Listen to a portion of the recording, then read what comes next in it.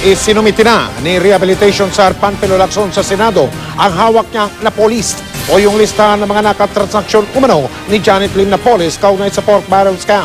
Pero nakakuha po ang GMA News ng listahan mula sa dalawang magkaiwalay na source. Sa mga naturang listahan ay 22 kasalukuyan at dating senador ang nasa Napoles.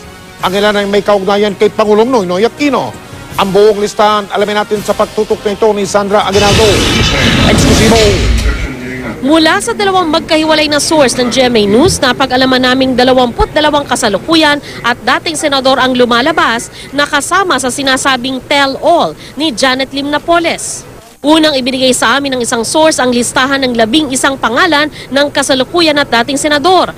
Nang aming ipakita sa kampo ni Napoles, kinumpirma nila ito at ibinigay ang 11 pang mga pangalan. Sa 22 pangalan, 13 ang kasalukuyang nakaupo sa Senado. Kasama sa listahan ang una ng pinakakasuhan ng plunder na sina Senador Juan Ponce Enrile, Jenggoy Estrada at Bong Revilla Jr. Nakalista rin ang magkapatid na sina Alan Peter at Pia Cayetano, Chis Escudero, Gringo Honasan, Lito Lapid, Loren Legarda, Bongbong Marcos, Coco Pimentel, Miriam Santiago at Tito Soto.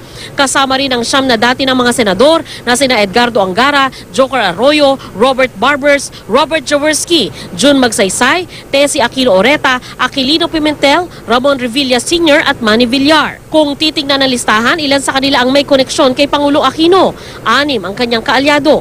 At si dating senador Aquino Oreta ay tiyahin ng Pangulo. Pero paglilinaw ng source sa kampo ni Napoles, sa 22 pangalan, 16 pa lang daw ang meron silang hawak na ebidensya para suportahan ang sinasabi ni Napoles. Na isumitin na raw nila ang mga dokumento sa Department of Justice. Ang iba, sina Pia Cayetano, Jaworski, Marcos, Pimentel, Revilla Sr. at Santiago, batay pa lamang sa pagkakatanda ni Napoles. Pero lahat daw ng nasa listahan, sabi rin ng source, ay tinukoy ni Napoles na nabigyan umano niya ng komisyon dahil sa paglalagak umano ng pondo sa NGO ni Napoles. Mula umano ito noong 2004 hanggang sa pagpasok ng kasalukuyang administrasyon. Pero hindi lang pala sa pamamagitan ng pork barrel, kundi pati sa pamamagitan ng congressional insertion.